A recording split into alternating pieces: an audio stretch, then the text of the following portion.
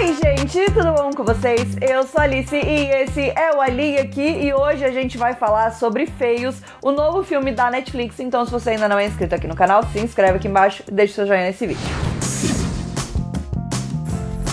Feios é o novo filme da Netflix, protagonizado por nomes como Joey King, Chase Stokes, Brian Chu e o Keith Powers. E ainda tem no elenco um nome que é a Laverne Cox, que faz uma das personagens adultas da história. Feios é um livro de distopia que foi lançado em 2005, escrito pelo Scott Westerfeld, que talvez vocês não saibam, mas foi um dos meus primeiros autores favoritos da vida. Eu li Feios quando eu era muito jovem e eu fiquei completamente apaixonada pela trilogia. Também li o livro Extra, que se chama Extras, e enfim, eu fiquei completamente apaixonada por esse universo, fiquei apaixonada pelo Scott Westerfeld e atualmente já li vários outros livros dele, adoro muitos dos conceitos que ele cria, e o conceito de Feios é um conceito extremamente interessante e, obviamente, a gente sempre sonha com uma adaptação. Eis que, no nosso ano de 2020, onde muitas coisas, estavam sendo canceladas, abandonadas, largadas e desistidas e tudo mais, Feios recebeu uma atenção ali da Netflix. E aí começaram a produzir o filme de Feios, anunciaram um elenco com Joey King e Chase Stokes, que na época, lá em 2020, estavam super em alta ainda, tendo acabado de fazer Barraca do Beijo e Outer Banks. Então assim, atores estavam super em alta e eu tava assim, meu Deus, será que esse é o meu momento? Resposta: não. No vídeo de hoje eu vou comentar um pouquinho sobre Feios e vou responder pra vocês. Será que 2024 ainda tem espaço pra distopias no cinema, na TV, enfim, aonde quer que seja? Responde aí pra mim, deixa aqui nos comentários pra mim o que vocês acham. Se você não viu o filme ou não leu o livro, esse vídeo ainda não é pra você. Vai lá adquirir o seu conhecimento e aí você volta aqui ou de repente fica aqui, porque às vezes eu vou te ajudar a evitar aí uma tristeza. Acho que o primeiro ponto que eu queria dizer é que eu li Feios há muitos anos atrás, pelo menos pra começar assim, bem tranquilo. Pelo menos 15, mas pode ser que seja mais, porque afinal de contas já faz 20 anos que esse livro foi lançado, e obviamente na época eu fiquei muito obcecada, a gente tava no começo das distopias, Feios foi uma das primeiras distopias que foi lançada, então eu li Feios antes de ler Jogos Vorazes, antes de ler Divergente, então várias distopias também surgiram depois disso, e obviamente, cresceram e ganharam muito espaço, e Feios acabou ficando ali esquecido, E eu acho que o Scott Westerfeld é um cara que tem ideias muito boas, eu gosto muito de vários outros livros dele, inclusive ele tem uma série de livros chamada Zero, que é uma série sobre jovens com superpoderes, mas existe um twist aí na história dele, e eu amo que ele sempre consegue pegar essas ideias e criar esse próprio twist. No universo de Feios, então, a gente vai ter jovens que são pessoas normais, Então, no caso, assim como eu, assim como você, mas provavelmente não como aquela blogueira cheia de retox na cara. E é engraçado, porque esse livro foi escrito em 2005, quando cirurgias plásticas, tratamentos estéticos, tudo isso ainda eram muito diferentes do que eles são hoje em dia. Toda a questão, da rede social, do jeito que a gente enxerga a gente mesmo, de filtros e de tudo mais, era muito diferente. E eu acho que uma das coisas que me atraiu e atraiu a minha cabeça pensante de 16 anos naquela época era essa discussão que, obviamente, era diferente naquela época. Hoje em dia, já é batida, A gente já ouviu em diversos outros filmes, em diversas outras histórias, em diversos outros livros. Mas naquela época, a gente estava falando de algo bem diferente. Então, vamos com calma aqui com isso. E aí, o que acontece na história é que quando você faz 16 anos, você tem que passar por uma cirurgia, aonde nessa cirurgia você vai ser transformado de feio para perfeito. Então, os seus traços vão ser modificados para que você se encaixe no padrão, e aí você vai poder escolher o jeito que qual é a sua aparência, Você vai poder escolher a cor dos seus olhos, o jeito que o seu nariz é, Então, óbvio. E aí existe um padrão que é colocado ali, que é um padrão extremamente botocado, Extremamente harmonização facial, que hoje em dia a gente também vê bastante, mas naquela época a gente não via. E eu acho que, obviamente, essa discussão, ela é extremamente interessante, mas além de ter essa discussão, o livro, ele entra num ponto um pouco mais a fundo, porque, na verdade, essa cirurgia, ela é apenas uma desculpa para que eles mexam no seu cérebro e transformem você em uma pessoa que está mais suscetível a seguir ordens, seguir ali uma coisa que é colocada. Então é uma forma de controlar a população. E dessa forma, eles justificam isso contando a história ali do universo, que o planeta estava implodindo, as coisas estavam começando a sair de controle, controle e os humanos com pensamentos diferentes entravam em guerra, brigavam, blá blá blá. Uma coisa bem básica, né, que a gente sabe da humanidade de fato. E tudo isso levou todos eles a entrar nesse novo mindset e serem colocados aí dentro dessa caixa, onde não só as aparências são iguais, mas também os pensamentos são colocados dentro dessa caixinha para você seguir aquilo que está sendo dito para você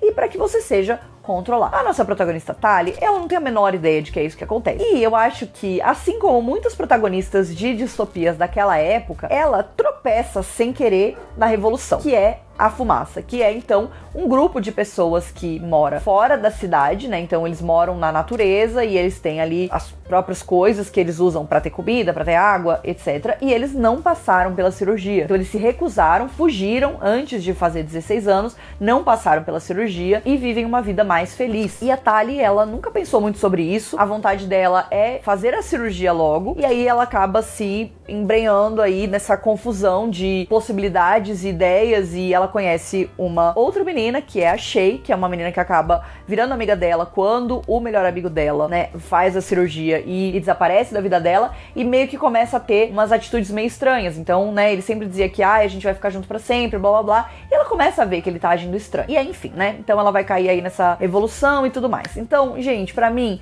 é obviamente um conceito extremamente datado lá, né, dos anos 2000, que eu gosto muito e que eu acho que se você conseguir trabalhar ele da forma correta, você consegue transformar ele numa discussão extremamente atual, porque se tem uma coisa que mudou nos últimos 20 anos é que a obsessão, né, pela aparência, por todo mundo ter a mesma aparência, ela aumentou, ela se modificou de fato, mas ela aumentou, né, principalmente com as redes sociais, com a comparação que a gente vive fazendo, com filtros, com tudo isso que eu já tinha comentado aqui. Então, eu acho que, apesar de ter discussões datadas dentro do livro, da história do livro, a premissa te abre um leque de possibilidades para que você discuta isso nos dias de hoje. E, inclusive, acho que uma dessas discussões tem muito a ver com a aparência dos nossos protagonistas. Porque tanto a Joey King quanto o Chase Stokes são dois atores que, a Joey King mais, eu diria, né? Mas o Chase também passa por isso. Recebem aí uma quantidade de comentários falando sobre a aparência deles, de que eles não são bonitos, de que eles são feios, de que não sei o que, de que ela é muito assim, ela é muito esquisita, ela é muito assim, ela é muito isso, ela é muito aquilo. E a Joey King, ela já sofre isso desde a época de A Barraca do Beijo, que foi quando ela começou a ficar bem famosa. E então, quando a gente teve o trailer de Feios, o fato, né, do filme se chamar Feios também gerou esse burburinho relacionado aí com a aparência da querida. Enfim, é irônico, pra dizer o mínimo, né, porque as pessoas criticam sem perceber que é exatamente esse o ponto da história toda, né. A Joey King poderia ser muito bonita se ela se encaixasse no padrão, então ela é fora do padrão e aí ela é considerada feia, e ela é chamada de feia, e ela é xingada, e é questionado, e etc. Então assim, em camadas de camadas e análises e etc, mas eu acho que foi uma escolha irônica e muito criativa pra colocar como a nossa protagonista Tali, que não tem nada a ver com o filme, porque no filme eu nem achei tanto, mas no livro, ela é top personagens mais chatas de livros que eu já vi na minha vida. Tipo assim, eu lembro que eu li esse livro e eu só passava raiva com essa Tali, cara. Ela era muito chata, sem noção, egoísta, insuportável, reclamava de tudo. Me estressava essa menina. E eu tava meio nervosa, porque no livro, né, ainda você tá ali interessado na história, você quer saber qual vai ser, né, o plot twist, as revelações. No filme, né, na adaptação, nossa, se ela fosse insuportável ia ser muito difícil. Mas eu acho que eles deram uma suavizada na personalidade da Tali. Ela ainda tem algumas coisas que você fala, de repente, né, é meio chata. Na maior parte das vezes dá pra passar um pano, dá pra aceitar ali a personalidade da querida. Fiz esse disclaimer enorme de muitos minutos, porque dá até uma tristeza de falar sobre esse filme. Porque se fosse por esse filme, né, respondendo a pergunta que eu fiz pra vocês ali no começo do vídeo, existe espaço para distopias em 2024? Por baseado nesse filme, não existe, porque que porcaria, cara. Uma montanha-russa de emoções em relação a essa adaptação, porque quando foi anunciado, eu fiquei com medo. Aí eu foi anunciado o elenco, eu falei, interessante. Aí foi anunciado, né, que era da Netflix, que eles estavam produzindo e que eles gravaram em 2020, encerraram as gravações e simplesmente o filme entrou num grande limbo, né? Eu tô falando 2020, a gente tá em 2024 e desde então, não é que tipo assim, eles estão editando,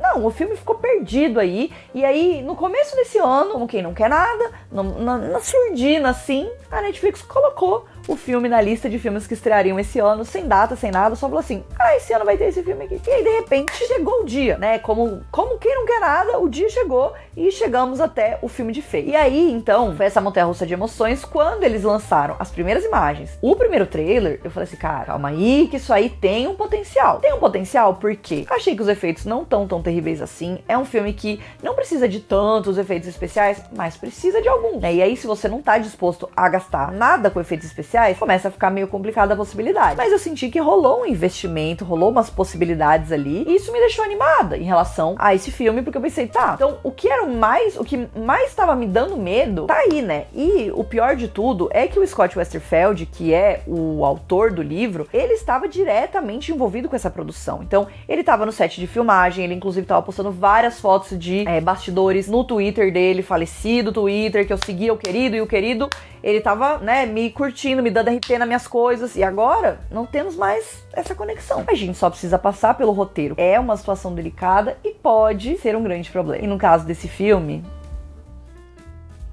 foi o maior problema. Tem certo momento ali da história que eu não sei se tem mais salvação. Fico aqui, entendeu? Nessa sinuca de bico, porque eu estava muito animada e de repente foi me entregue um negócio que é deplorável. Talvez vai diretamente para a lista de piores adaptações de livro, porque assim, complicado. Primeiro que no começo do filme existe, assim, um dump de informações, um atrás do outro, que você não dá tempo nem de você registrar o que tá sendo dito ali, contando a história, dando, né, o contexto do negócio. Poderia ter sido feito de várias outras formas. E eu sinto que existe um problema muito grande no ritmo dessa história, porque a gente tem 4 momentos dentro do filme. O que não é muito difícil de lidar, estabelecer a Tali, estabelecer o Paris, estabelecer a amizade dos dois, estabelecer, né, a conexão deles e o fato de que ele vai fazer 16 anos e ela ainda vai ter que esperar alguns meses. Tem coisas que são extremamente explicadas, então, que eles são amigos há muitos anos e blá blá blá, e que eles, né, fizeram amizade desde o começo, blá blá blá blá blá, que é muito explicado. Tem flashback, tem eles falando, tem um monte de coisa que, tudo bem, a gente já entendeu, são amigos, beleza. E a segunda coisa é a dinâmica ali da cirurgia, né, porque daí eles também fizeram parecer de um jeito, que era uma coisa, você fala,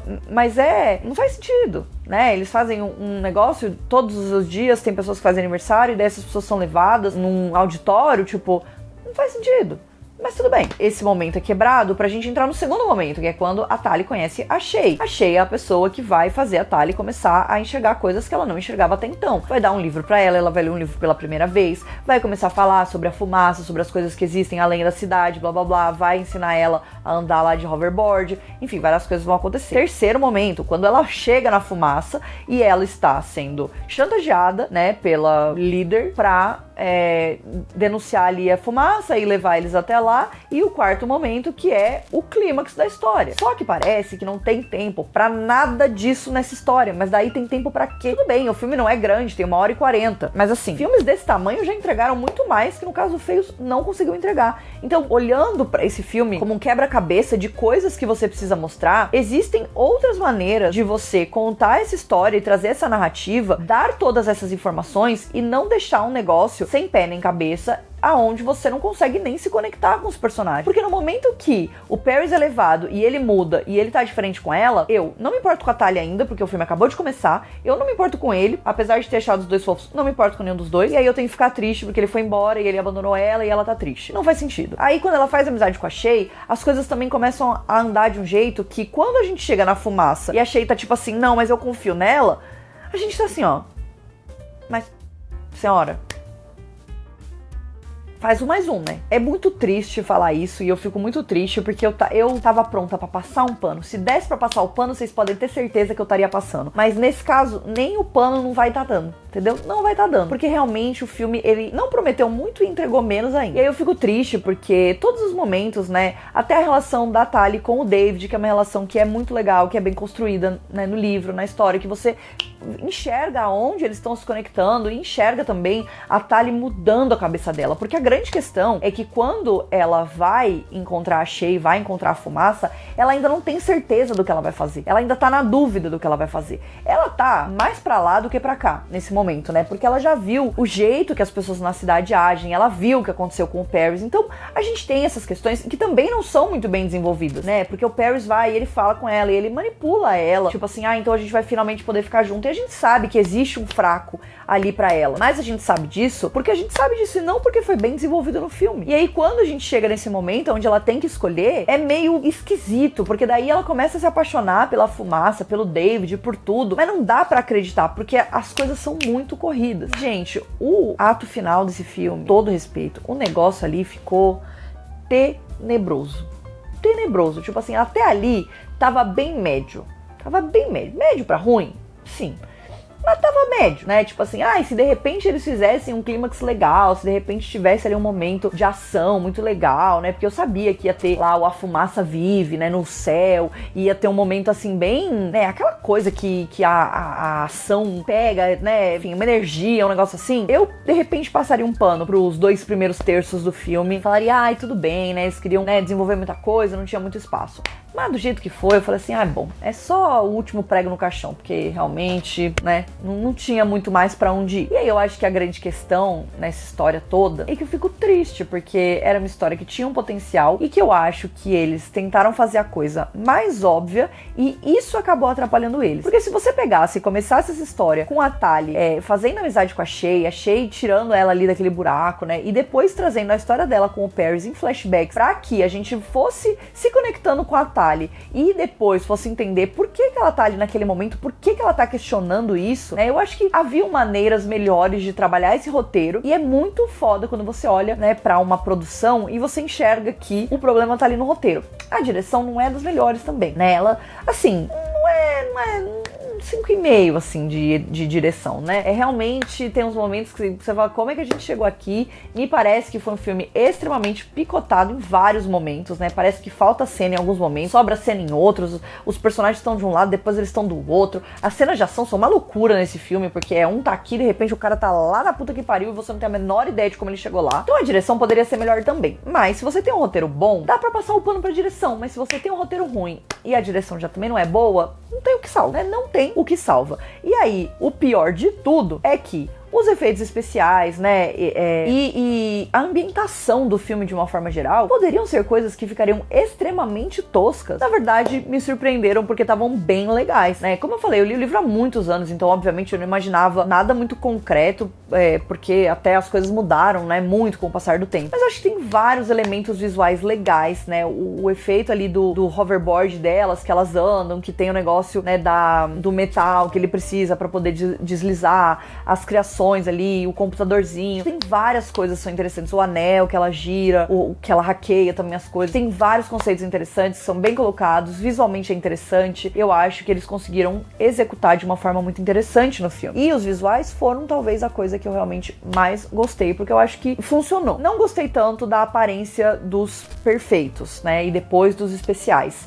Mas, obviamente, o objetivo deles era tornar esquisito. E aí rolou, né, uma harmonização zona facial, uma pele que é meio brilhante de um jeito artificial, olhos dourados. Então a ideia realmente era ser esquisito, foi uma escolha deles. Não é a minha parte favorita, né, dessa questão visual, mas eu acho que ela funciona pra entregar essa comparação entre uma pessoa que é feia, né, e que é normal, para uma pessoa que já passou pela cirurgia. Eu acho que cumpre o seu papel, mas eu teria gostado se eles tivessem ido pra um lado mais sutil em alguns aspectos e talvez mais bizarros em outros, né? Porque eu lembro que no livro tinha tatuagens brilhantes, douradas, olhos coloridos, cabelos coloridos. Então eu acho que isso poderia ter sido um jogo legal de fazer. Na minha cabeça era mais parecido com a capital de Jogos Vorazes e o jeito, né? A moda da capital, que é extravagante, esquisito, do que essa coisa meio estranha que ficou aqui. Mas eu acho que tinha um caminho, eles escolheram e eu achei uma escolha justa e que eu acho que funciona pro filme visualmente. Mas se você tem um roteiro ruim, uma direção ruim, o visual do filme realmente não vai te salvar, né? Então é isso, essa foi a minha grande decepção de 2024, eu acho, porque eu nem sabia que eu tinha expectativas, criei expectativas só pra ficar decepcionada mesmo. Foi triste, foi humilhante assistir esse filme e saber que eu ia vir aqui fazer esse vídeo detonando, porque eu queria muito falar bem do filme, mas realmente não teve jeito. Então, se você gostou desse vídeo, deixa o seu joinha aqui, se inscreve aqui no canal e me segue nas redes sociais e a gente se vê no próximo vídeo. Um beijo!